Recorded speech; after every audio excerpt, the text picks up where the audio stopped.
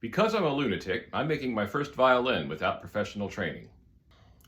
Now that lack of training means a couple of things. First of all, it means that I don't know what I don't know. So each time I dive into a new step, it opens up an entire new world for me. So I have to plow ahead and just do my best. And the work that I do is done with the dogged determination of an utter madman, but that kind of crazed determination is just the thing I need to propel me along this journey. But the lack of training means that I also make mistakes. A lot of them. The first mistake I made was whenever I had the C-bouts glued up and I was trimming those back, and I trimmed too much, and I actually had to unglue these from these blocks, make new C-bouts, and put them in place. I also trimmed these corners too much. They were too short for where they should be.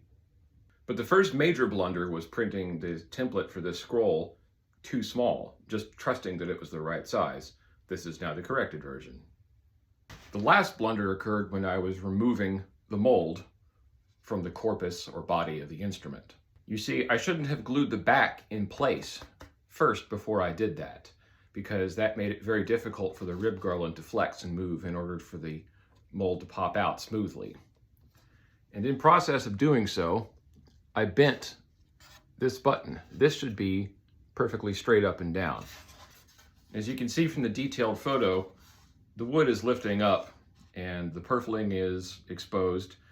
But the most important thing is that this area of the button that should be a very, very strong part of the back, that's crucial to the strength of the neck joint, which holds the neck in place under the weight of all the strings.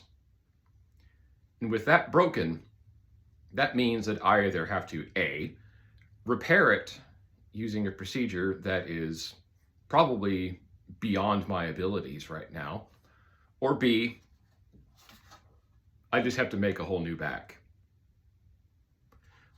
There's lots of places where the purfling channel is really, really wonky. There's areas where it kind of straightens out a little bit where it should be curved. It looks really ugly. The edges are really chewed up, and the corners, I mean, a couple of them look kind of okay, but for the most part, they're atrocious.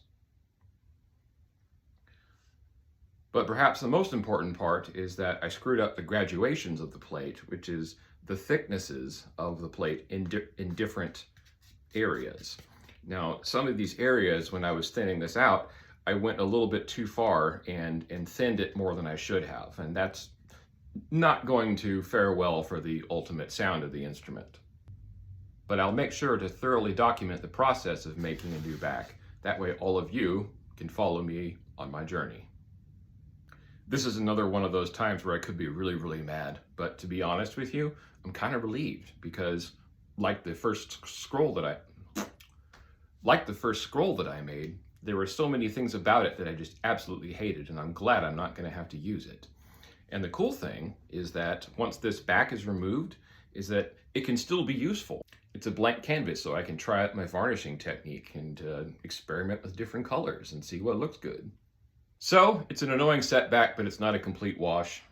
The next thing I have to do is wait for my order for a new back to arrive.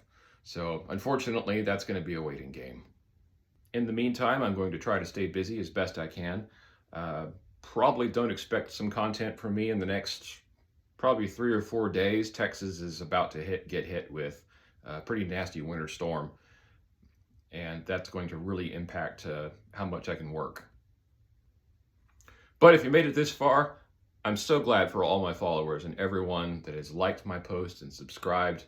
And it is just the coolest thing that just this untrained bozo in Texas has found this amazing audience out there. That it's so cool that you all are tuned in to this hyper-specific niche interest that I have. And it's just kind of amazing. So thanks for following along. I look forward to seeing you all next time.